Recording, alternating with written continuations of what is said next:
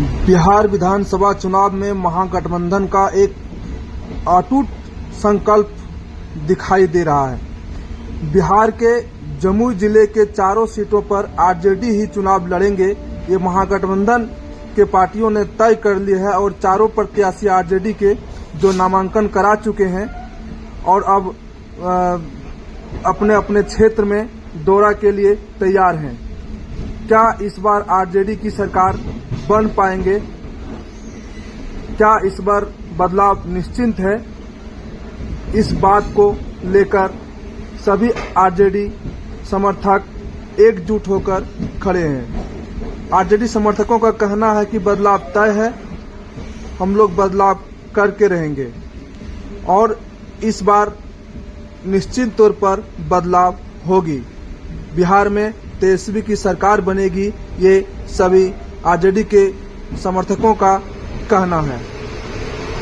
और देख सकते हैं आज जमुई में झाझा विधानसभा के आरजेडी प्रत्याशी जयप्रकाश नारायण यादव अपने नामांकन कराकर वापस लौट रहे हैं और यहां जन सैलानियों यानी समर्थकों की तांता लगी हुई है। कचहरी चौक से लेकर आरजेडी कार्यालय तक खचाखच भीड़ दिखाई दे रहा है।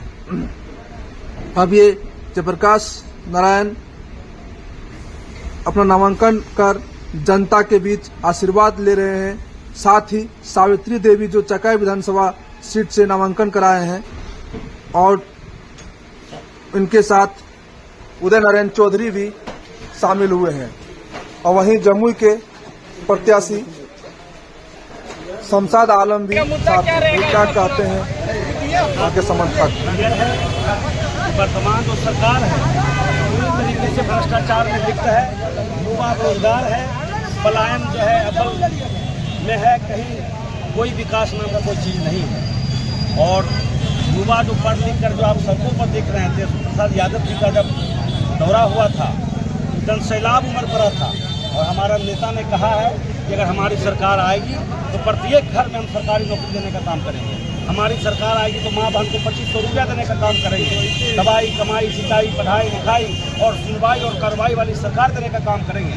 इसलिए पूरे तरीके से आप जमुई जिला की जनता, झाझा विधानसभा की जनता से अपील करते हैं कि अपना एक एक वोट लालटेन छाप पर देकर एक नई बिहार और एक नया युवा मुख्यमंत्री जो है और एक युवा विधायक बनाने का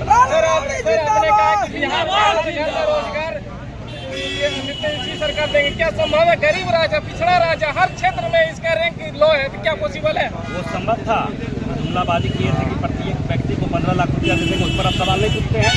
2 करोड़ रोजगार प्रत्येक व्यक्ति को मिलना प्रत्येक वर्ष वो संभव था। और हम जब 10 लाख रोजगार का वादा किए और 17 महीना जब हमको सरकार मिला तो यही सरकार, निकम्मी सरकार, अचेत अवस्था की सरकार कर रही थी कि कहाँ से नौकरी लाओगे, बाप घर से नौकरी लाओगे। तो जब हम 17 महीना सरकार में रहे तो हमने 5 लाख सरकारी नौकरी देने का काम किया।